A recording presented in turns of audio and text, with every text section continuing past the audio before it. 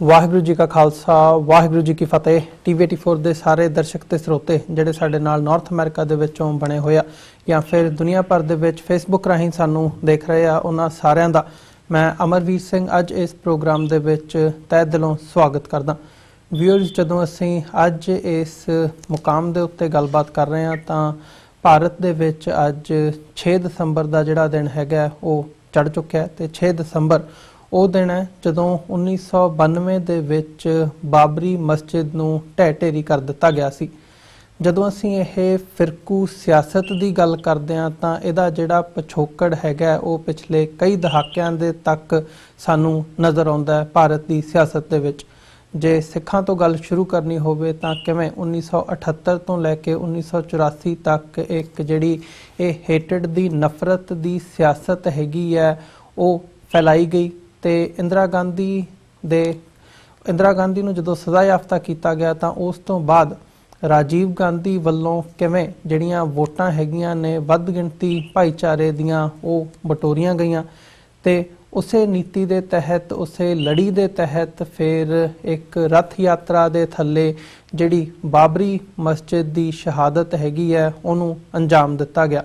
ਉਹਦੇ ਵਿੱਚ BJP RSS ਦੇ ਜਿਹੜੇ ਪ੍ਰਮੁੱਖ ਆਗੂ ਹੈਗੇ ਆ ਇਸ ਕੇਸ ਦੇ ਵਿੱਚ ਉਹਨਾਂ ਦੇ ਨਾਮ ਬੋਲਦੇ ਹੈਗੇ ਆ। ਕੇਸਿਸ ਅੱਜ ਤੱਕ ਅਦਾਲਤਾਂ ਦੇ ਵਿੱਚ ਚੱਲ ਰਹੇ ਆ, ਪਰ ਜਿਹੜੀ ਇਹ ਪੋਲਰਾਈਜੇਸ਼ਨ ਦੀ ਹੇਟਡ ਦੀ ਸਿਆਸਤ ਹੈਗੀ ਹੈ, ਪੋਲਿਟਿਕਸ ਹੈਗੀ ਹੈ, ਇਹ ਨਿਰੰਤਰ ਅੱਜ ਤੱਕ ਜਾਰੀ ਹੈ। ਸੋ 2002 ਦੇ ਵਿੱਚ ਗੁਜਰਾਤ ਦੇ ਵਿੱਚ ਮੁਸਲਮਾਨਾਂ ਦਾ ਕਤਲੇਆਮ ਹੋਵੇ, 2008 ਦੇ ਵਿੱਚ ਈਸਾਈ ਭਾਈਚਾਰੇ ਨਾਲ ਜੋ ਤਸ਼ੱਦਦ ਕੀਤਾ ਗਿਆ ਈਸਾਈ ਭਾਈਚਾਰਿਆਂ ਦੇ ਉੱਤੇ ਉਹਦੀ ਗੱਲਬਾਤ ਹੋਵੇ। ਓਵਰਆਲ ਜਦੋਂ ਅਸੀਂ ਦੇਖਦੇ ਹਾਂ ਕਿ ਵੱਡ ਗਿਣਤੀ ਜਿਹੜੀ ਹੈਗੀ ਹੈ ਹਿੰਦੂਤਵਾ ਦੇ ਏਜੰਡੇ ਦੇ ਹੇਠ ਉਹਦੀਆਂ ਵੋਟਾਂ ਬਟੋਰਨ ਦੇ ਲਈ ਘੱਟ ਗਿਣਤੀਆਂ ਨੂੰ ਨਿਸ਼ਾਨਾ ਬਣਾਏ ਜਾਣ ਦੀ ਇੱਕ ਜਿਹੜੀ ਨੀਤੀ ਹੈਗੀ ਹੈ ਉਹ ਇਸ ਸਾਰੇ ਵਰਤਾਰੇ ਦੇ ਵਿੱਚੋਂ ਨਜ਼ਰ ਆਉਂਦੀ ਹੈ। ਸੋ ਇਸ ਦੇ ਉੱਤੇ ਅੱਜ ਅਸੀਂ ਮੁੱਖ ਤੌਰ ਦੇ ਉੱਤੇ ਗੱਲਬਾਤ ਕਰਾਂਗੇ ਕਿਉਂਕਿ ਬਾਬਰੀ ਮਸਜਿਦ ਦੀ ਸ਼ਹਾਦਤ ਢਹਿ ਢੇਰੀ ਕੀਤੇ ਜਾਣ ਦਾ ਜਿਹੜੀ ਵਰ੍ਹੇਗੰਢ ਹੈਗੀ ਹੈ ਉਸ ਨੂੰ ਮੁੱਖ ਰੱਖਦਿਆਂ ਹੋਇਆਂ ਅਸੀਂ ਇਹ ਸਾਰੇ ਘਟਨਾਕ੍ਰਮ, ਅੱਜ ਦੀ ਸਥਿਤੀ ਤੇ ਆਉਣ ਵਾਲੇ ਸਮੇਂ ਦੇ ਵਿੱਚ ਇਹ ਜਿਹੜੀ ਸਿਆਸਤ ਹੈਗੀ ਹੈ ਇਹ ਕਿੱਧਰ ਨੂੰ ਲੈ ਕੇ ਜਾ ਸਕਦੀ ਹੈ ਜਾਂ ਜਿਹੜੀ ਹਵਾ ਇਸ ਵਕਤ ਚੱਲ ਰਹੀ ਹੈ ਉਹਦੇ ਕੀ परिणाम ਨਿਕਲ ਸਕਦੇ ਆ, ਇਸ ਦੇ ਉੱਤੇ ਗੱਲਬਾਤ ਕਰਾਂਗੇ। ਇਹ ਸਾਰੀ ਵਿਚਾਰ ਚਰਚਾ ਦੇ ਲਈ ਅੱਜ ਸਾਡੇ ਨਾਲ ਦਲ ਖਾਲਸਾ ਦੇ ਪ੍ਰਧਾਨ ਸਰਦਾਰ ਹਰਪਾਲ ਸਿੰਘ ਚੀਮਾ ਸਾਡੇ ਨਾਲ ਪੰਜਾਬ ਤੋਂ ਫੋਨ ਲਾਈਨ ਤੇ ਬਣੇ ਨੇ।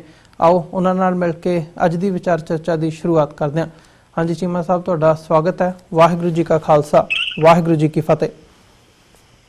ਧੰਨਵਾਦ ਜੀ। ਵਾਹਿਗੁਰੂ ਜੀ ਕਾ ਖਾਲਸਾ ਵਾਹਿਗੁਰੂ ਜੀ ਕੀ ਫਤਿਹ ਜੀ। ਫਤਿਹ ਚੀਮਾ ਸਾਹਿਬ, ਸ਼ੁਰੂਆਤ ਕਰੀਏ ਪਹਿਲਾਂ ਤਾਂ ਮੁੱਖ ਰੱਖਦੇ ਹਾਂ ਅੱਜ ਦਾ ਜਿਹੜਾ ਦਿਨ ਹੈਗਾ ਉਹਨੂੰ ਬਾਬਰੀ ਮਸਜਿਦ ਨੂੰ ਢਹਿ ਢੇਰੀ ਕੀਤੇ ਜਾਣ ਦੀ ਜਿਹੜੀ ਵਰ੍ਹੇਗੰਢ ਹੈਗੀ ਹੈ ਉਸ ਤੋਂ ਹੀ ਸ਼ੁਰੂਆਤ ਕਰਾਂਗੇ। ਪਰ ਇਹਦੇ ਪਿਛੋਕੜ ਦੇ ਵਿੱਚ ਜਿਵੇਂ ਮੈਂ ਗੱਲ ਕੀਤੀ ਹੈ ਕਿ ਜਿਹੜੀ ਇਹ ਨਫ਼ਰਤ ਦੀ ਸਿਆਸਤ ਹੈਗੀ ਹੈ 84 ਦੇ ਵਿੱਚ ਜੇ ਕਿਹਾ ਜਾਵੇ ਤੇ ਇਹਦਾ ਪਹਿਲਾ ਐਕਸਪੈਰੀਮੈਂਟ ਸਾਡੇ ਸਾਹਮਣੇ ਆਉਂਦਾ ਹੈ ਕਿ ਕਿਵੇਂ ਸਿੱਖਾਂ ਨੂੰ ਕੁੱਟ ਚਾੜ ਕੇ ਜਿਹੜੀ ਵੱਧ ਗਿਣਤੀ ਹੈਗੀ ਹੈ ਉਹਦੀਆਂ ਵੋਟਾਂ ਬਟੋਰ ਕੇ ਰਾਜੀਵ ਗਾਂਧੀ ਜਿਹੜੇ ਸੀ ਉਹ ਭਾਰਤ ਦੇ ਪ੍ਰਧਾਨ ਮੰਤਰੀ ਬਣੇ ਸੀ ਤੇ ਮੈਂ ਸਮਝਦਾ ਕਿ ਉਸੇ ਨੀਤੀ ਦੇ ਤਹਿਤ ਜਿਹੜੀ ਇਹ ਲੜੀ ਹੈਗੀ ਹੈ ਉਹ ਅੱਗੇ ਤੁਰੀ ਹੈ।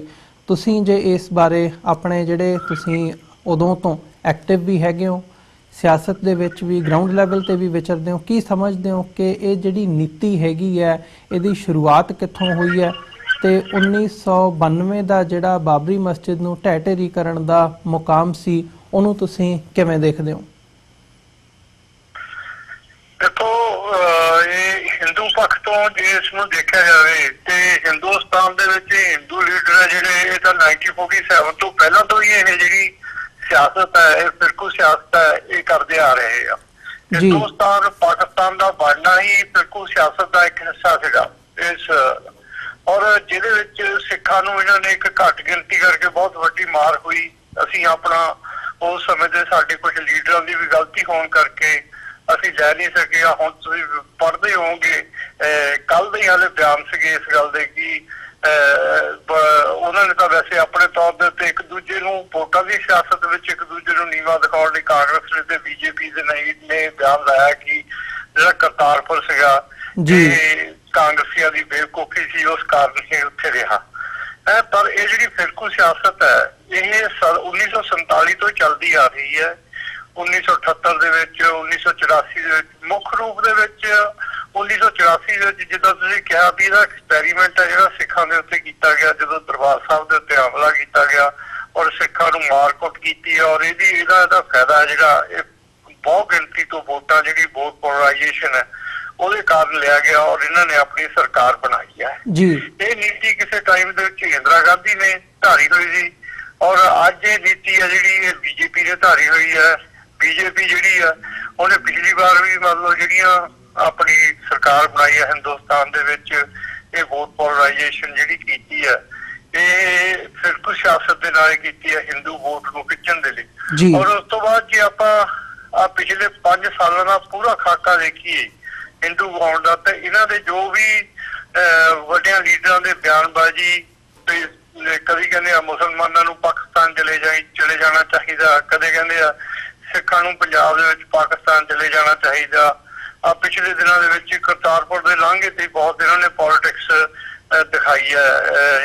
मतलब मेरे कहने का भाव यह है कि ये जी सियासत लीडर है ये कभी कांग्रेस कभी बीजेपी है जी फिरकू ही सियासत करके वोटां नूं जितण दा वोटां दे खिच्चण दा ते अपनी सरकारां बनाउण दा रासत दा ते पूरा एजेंडा है मतलब हिंदू कौम दा हैगा जी। सो हुण इस करके ये लगे हुए हुण वोटां पै रही ने। कल नूं वोटां असैंबली दे विच असैंबली दियां राजस्थान दे विच पै रही ने। उत्थे दी जिन्नी तुसीं बयानबाजी देखोगे सारी मतलब हिंदू सियासत दे विच हिंदू वोटां नूं खुश करन दे लई हिंदू वोट खिच्चण दे लई ही मतलब इन्होंने बीजेपी के लीडर और कांग्रेस के लीडर है जिहड़े वोट पॉलिटिक्स कर रहे हैं। चीमा साहब मैं ਅੱਜ ਦੀ ਗੱਲ ਕਰਨ ਤੋਂ ਪਹਿਲਾਂ ਜਿਹੜੀ ਅੱਜ ਦੀ ਇਹ ਸਿਆਸਤ ਹੈਗੀ ਹੈ ਮੈਂ ਥੋੜਾ ਜਿਹਾ ਪਿਛੋਕੜ ਦੇ ਵਿੱਚ ਤੁਹਾਡੇ ਕੋਲੋਂ ਜਾਣਨਾ ਚਾਹੂੰਗਾ ਕਿ 1984 ਦੇ ਵਿੱਚ ਬੀਜੇਪੀ ਦੇ ਕੋਲ 2 ਲੋਕ ਸਭਾ ਦੀਆਂ ਸੀਟਾਂ ਸੀ ਤੇ ਉਸ ਤੋਂ ਬਾਅਦ ਇਹ ਬਾਬਰੀ ਮਸਜਿਦ ਦਾ ਢਾਹੇ ਜਾਣਾ ਇਹ ਮੁਕਾਮ ਆਇਆ 1992 ਦੇ ਵਿੱਚ। ਫਿਰ 2002 ਦੇ ਵਿੱਚ ਅਸੀਂ ਦੇਖਦੇ ਹਾਂ ਜੋ ਮੁਸਲਮਾਨਾਂ ਦਾ ਕਤਲੇਆਮ ਕੀਤਾ ਗਿਆ ਤੇ 2014 ਦੇ ਵਿੱਚ ਬੀਜੇਪੀ ਨੇ ਜਿਹੜੀ ਸੈਂਟਰਲ ਅਥਾਰਟੀ ਹੈਗੀ ਹੈ ਉਹ ਹਾਸਲ ਕੀਤੀ ਹੈ, ਕੇਂਦਰ ਦੇ ਵਿੱਚ ਆਪਣੀ ਜਿਹੜੀ ਸਰਕਾਰ ਹੈਗੀ ਹੈ ਉਹ ਬਣਾਈ ਹੈ। ਸੋ ਜਿਹੜੀ ਇਹ ਮੈਂਟੈਲਿਟੀ ਹੈਗੀ ਹੈ ਜਾਂ ਇਹ ਸਾਰਾ ਸਫ਼ਰ ਹੈਗਾ ਜੇ ਇਸ ਬਾਰੇ ਤੁਸੀਂ ਥੋੜਾ ਜਿਹਾ ਬੈਕਗ੍ਰਾਉਂਡ ਦੇ ਵਿੱਚ ਜਾਂਦੇ ਆ ਜੇ ਸਾਨੂੰ ਸਾਡੇ ਦਰਸ਼ਕਾਂ ਨੂੰ ਵਧੇਰੇ ਚਾਨਣਾ ਪਾ ਸਕੋ ਇਸ ਬਾਰੇ। ਦੇਖੋ ਬਿਲਕੁਲ ਤੁਸੀਂ ਕਿਹਾ ਵੀ ਕਿਸੇ ਟਾਈਮ ਦੇ ਵਿੱਚ ਇਹਨਾਂ ਦੇ ਕੋਲ 2 ਸੀਟਾਂ ਸੀਗੀਆਂ ਔਰ ਬਾਅਦ ਦੇ ਵਿੱਚ ਇਹਨਾਂ ਨੇ ਸੈਂਟਰਲ मतलब अपनी सेंट्रल ਦੇ ਵਿੱਚ ਸਰਕਾਰ ਖੜੀ ਕੀਤੀ ਆ ਔਰ 283-84 ਹੁਣ ਸੀਟਾਂ ਇਹਨਾਂ ਦੇ ਕੋਲ ਇਸ ਟਾਈਮ ਦੇ ਵਿੱਚ ਹੈਗੀਆਂ। ਐਕਚੁਅਲੀ ਕੀ ਹੈ ਕਿ ਜਦੋਂ ਮੋਦੀ ਗੁਜਰਾਤ ਦੇ ਵਿੱਚ ਮੋਦੀ ਨੇ ਮੁਸਲਮਾਨਾਂ ਦਾ ਕਤਲੇਆਮ ਕੀਤਾ ਔਰ ਹਿੰਦੁਸਤਾਨ ਦੇ ਵਿੱਚ ਬਾਬਰੀ ਮਸਜਿਦ ਨੂੰ ਢਾਇਆ ਗਿਆ ਉਸ ਤੋਂ ਬਾਅਦ ਇਹ ਜਿਹੜੀ ਮੁਸਲਮਾਨਾਂ ਦੇ ਨਾਲ ਇਹਨਾਂ ਦੀ ਜਿਹੜੀ ਪੋਲਿਟਿਕਸ ਹੈ ਇਹ ਬਹੁਤ ਇਹਨਾਂ ਨੇ ਹਾਵੀ ਕੀਤੀ ਆ। ਕਈ ਇਹਨਾਂ ਨੇ ਏਦਾਂ ਦੇ ਮਤਲਬ ਮੁਸਲਮਾਨਾਂ ਨੂੰ ਤੇ ਹਿੰਦੂਆਂ ਨੂੰ ਆਪਸ ਦੇ ਵਿੱਚ ਲੜਾਉਣ ਦੇ ਲਈ ਸਮਝੌਤਾ ਐਕਸਪ੍ਰੈਸ ਤੁਸੀਂ ਦੇਖੀ ਹੋਣੀ ਹੈ। ਇਹਦਾ ਮੇਨ ਜੇ ਤੁਸੀਂ ਇਹਦੇ ਪਿੱਛੇ ਟਾਰਗੇਟ ਕੱਢੋ ਤਾਂ ਉਹ ਜਿਹੜੇ ਕਰਨਲ ਪ੍ਰੋਤ ਸਾਧ ਵੀ ਅੰਦਰ ਹੋਏ ਆ ਉਹ ਸਾਰਾ ਹੀ ਜਿੰਨਾ ਵੀ ਸਿਸਟਮ ਸੀਗਾ ਇਹਨਾਂ ਦਾ ਇੱਕ ਖਾਤਾ ਸੀ ਇਹਨਾਂ ਦਾ ਜਿਹੜਾ ਕਿ ਹਿੰਦੂਆਂ ਤੇ ਮੁਸਲਮਾਨਾਂ ਦੇ ਵਿੱਚ ਆਪਸ ਦੇ ਵਿੱਚ ਲੜਾਉਣਾ ਸੀਗਾ ਔਰ ਦੰਗੇ ਕਰਾਉਣ ਤੋਂ ਬਾਅਦ ਆਪਸ ਦੇ ਵਿੱਚ ਇੱਕ ਕਤਲੇਆਮ ਕਰਨ ਤੋਂ ਬਾਅਦ ਮੁਸਲਮਾਨਾਂ ਦਾ ਤੇ ਬਾਅਦ ਦੇ ਵਿੱਚ ਸਰਕਾਰੀ ਤੌਰ ਤੇ ਵੀ ਮੁਸਲਮਾਨਾਂ ਨੂੰ ਮਾਰਨ ਦੀ ਸਾਜ਼ਿਸ਼ ਹੈ ਜਿਹੜੀ ਉਹ ਤੁਹਾਡੇ ਸਾਹਮਣੇ ਗੁਜਰਾਤ ਦੇ ਵਿੱਚ ਹੋਈ ਹੈ ਜੀ। ਸੋ ਬਿਲਕੁਲ ਤੁਹਾਡੀ ਗੱਲ ਠੀਕ ਹੈ ਕਿ ਜਿਹੜੀ ਇਹ ਫਿਰਕੂ ਸਿਆਸਤ ਖੇਡ ਕੇ ਹੀ ਮਤਲਬ ਇਹ ਇੱਕ ਮਤਲਬ ਜਿਹੜਾ ਹਿੰਦੂਆਂ ਦਾ ਇੱਕ ਮੁੱਖ ਏਜੰਡਾ ਵੀ ਹੈ। ਹਿੰਦੂਆਂ ਦੀ ਜਿਹੜੀ ਪੁਰਾਣੀ ਹਿਸਟਰੀ ਤੁਸੀਂ ਦੇਖੀ ਜਾਵੇ ਤਾਂ ਇਹ ਬਿਲਕੁਲ 1947 ਤੋਂ ਪਹਿਲਾਂ ਤੋਂ ਲੈ ਕੇ ਹੁਣ ਤੱਕ ਇਹ ਜਿਹੜੀ ਪਾੜੋ ਤੇ ਰਾਜਨੀਤੀ ਤੇ ਰਾਜ ਕਰਨ ਦੀ ਜਿਹੜੀ ਨੀਤੀ ਹੈ ਉਹਦੇ ਤੇ ਚੱਲ ਰਹੇ ਆ ਜੀ। ਔਰ ਜਿਸ ਤਰੀਕੇ ਦੇ ਨਾਲ ਹੁਣ ਇਹਨਾਂ ਨੇ ਘੱਟ ਗਿਣਤੀਆਂ ਦੇ ਜਨ ਜੀਵਨ ਦੇ ਵਿੱਚ ਇੰਟਰਫੇਰੈਂਸ ਕਰਨ ਦੀ ਕੋਸ਼ਿਸ਼ ਕੀਤੀ ਹੈ। ਪਿੱਛੇ ਤੁਸੀਂ ਦੇਖੋ ਕਿੱਦਾਂ ਕਿਸ ਤਰੀਕੇ ਦੇ ਨਾਲ ਇਹਨਾਂ ਨੇ ਗਊ ਮਾਸ ਦੇ ਉੱਤੇ ਬਹੁਤ ਵੱਡਾ ਇੱਕ ਜਿਹੜਾ ਚੱਲਦਾ ਰਿਹਾ ਮੁਸਲਮਾਨਾਂ ਦੇ ਉੱਤੇ ਇਹਨਾਂ ਨੇ ਅਤਿਆਚਾਰ ਯੂਪੀ ਦੇ ਵਿੱਚ ਈਵਨ ਕਈ ਮੌਤ ਜਿਹੜੀਆਂ ਇਹਨਾਂ ਨੇ ਲੁੱਟਿਆ ਮਾਰਿਆ ਉਹਨਾਂ ਦੇ ਜਨ ਜੀਵਨ ਦੇ ਵਿੱਚ ਹਿੱਸਾ ਮਤਲਬ ਜਿਹੜਾ ਜੀਵਨ ਹੈ ਘੱਟ ਗਿਣਤੀਆਂ ਦਾ ਉਹਦੇ ਅੰਦਰ ਜਿਹੜੀ ਪ੍ਰਾਈਵੇਟ ਲਾਈਫ ਹੈ ਉਹਦੇ ਵਿੱਚ ਵੀ ਇਹਨਾਂ ਨੇ ਦਖਲਅੰਦਾਜ਼ੀ ਕਰਨ ਦੀ ਜਿਹੜੀ ਕੋਸ਼ਿਸ਼ ਕੀਤੀ ਆ ਔਰ ਇਸ ਫਿਰਕੂ ਸਿਆਸਤ ਕਰਕੇ ਹੀ ਹਿੰਦੁਸਤਾਨ ਦੇ ਵਿੱਚ ਰਾਜ ਕਰਨਾ ਚਾਹੁੰਦੇ ਆ, ਔਰ ਇਹ ਹੁਣ ਵੀ ਉਸੇ ਤਰੀਕੇ ਦੇ ਨਾਲ ਲੱਗੇ ਹੋਏ ਆ ਜੀ ਇਸ ਗੱਲ ਦੇ ਉੱਤੇ। ਜਿਹੜੀ ਹੁਣ ਉਹ ਕੀਤੀ ਜਾ ਰਹੀ ਹੈ ਯੂਪੀ ਦੇ ਵਿੱਚ, ਇੱਕ ਥਾਂ ਦੇ ਉੱਤੇ ਜਿਹੜੀਆਂ ਦਰਜਨ ਤੋਂ ਵਧੇਰੇ ਗਾਵਾਂ ਦੇ ਮਾਰਨ ਦੀ ਲਾਈਨ ਸਾਡੇ ਸਾਹਮਣੇ ਆਉਂਦੀ ਹੈ, ਤੇ ਫਿਰ ਉੱਥੇ ਭੀੜ ਵੱਲੋਂ ਇੱਕ ਜਿਹੜਾ ਹੈਗਾ ਪੁਲਿਸ ਅਫਸਰ ਦੀ ਮੌਤ ਵੀ ਸਾਡੇ ਸਾਹਮਣੇ ਆਉਂਦੀ ਹੈ, ਤੇ ਉਹਦੇ ਪ੍ਰੋਟੈਸਟ ਦੇ ਵਜੋਂ ਉੱਥੇ ਮੁਸਲਮਾਨ ਇਕੱਠੇ ਵੀ ਹੁੰਦੇ ਨੇ। ਪਰ ਜਿਹੜੀ ਇਹ ਵੋਟ ਪੋਲਿਟਿਕਸ ਹੈਗੀ ਹੈ, ਇਹਨੇ ਪਾੜਾ ਆਪਸੀ ਭਾਈਚਾਰਿਆਂ ਦੇ ਵਿੱਚ ਇੰਨਾ ਕੁ ਵਧਾ ਦਿੱਤਾ ਹੈਗਾ ਕਿ ਪੋਲਰਾਈਜੇਸ਼ਨ ਇੰਨੀ ਕੁ ਵੱਧ ਚੁੱਕੀ ਹੈ। ਅੱਜ ਦੀ ਡੇਟ ਦੇ ਵਿੱਚ ਗਰਾਊਂਡ ਲੈਵਲ ਤੇ ਕਿੱਦਾਂ ਦੀ ਸਥਿਤੀ ਬਣੀ ਹੋਈ ਹੈ? ਬਿਲਕੁਲ ਅੱਜ ਦੀ ਡੇਟ ਦੇ ਵਿੱਚ ਗਰਾਊਂਡ ਲੈਵਲ ਦੇ ਉੱਤੇ ਬਿਲਕੁਲ ਜਿਹੜੀ ਮੁਸਲਮਾਨ ਇਹਨਾਂ ਤੋਂ ਦੁਖੀ ਆ। ਤੁਸੀਂ ਇਹ ਦੇਖੋ ਕਿ ਕੱਲ ਦੀ ਅਖਬਾਰ ਦੇ ਵਿੱਚ ਜੇ ਤੁਸੀਂ ਪੜ੍ਹੋ ਤੇ ਜਿਹੜਾ ਇੱਕ ਜਸਟਿਸ ਜੋਸਫ ਹੈ ਆਪਣਾ ਸੁਪਰੀਮ ਕੋਰਟ ਦੇ, ਉਹਨਾਂ ਨੇ ਇੱਕ ਵੱਡਾ ਬਿਆਨ ਲਾਇਆ ਵੀ ਹਿੰਦੁਸਤਾਨ ਦੇ ਵਿੱਚ ਜੇ ਕਿਸੇ ਵੀ ਮਤਲਬ ਕੋਈ ਵੀ ਕਾਬਲੀਅਤ ਵਾਲਾ ਇਨਸਾਨ ਹੋਵੇ, ਉਹਨੂੰ ਉਹਦੀ ਮਤਲਬ ਉਹਦੀ ਜਿਹੜੀ ਜਿਸ ਉਹ ਸਮਾਜ ਨੂੰ ਬਿਲੋਂਗ ਕਰਦਾ, ਜਿਸ ਉਹ ਘੱਟ ਗਿਣਤੀ ਨੂੰ ਬਿਲੋਂਗ ਕਰਦਾ, ਉਹਦੇ ਕਰਕੇ ਉਹਨੂੰ ਜਾਣਿਆ ਜਾਂਦਾ, ਨਾ ਕਿ ਉਹਦੀ ਕਾਬਲੀਅਤ ਕਰਕੇ ਉਹਨੂੰ ਮਤਲਬ ਨੌਕਰੀ ਮਿਲਦੀ ਹੈ।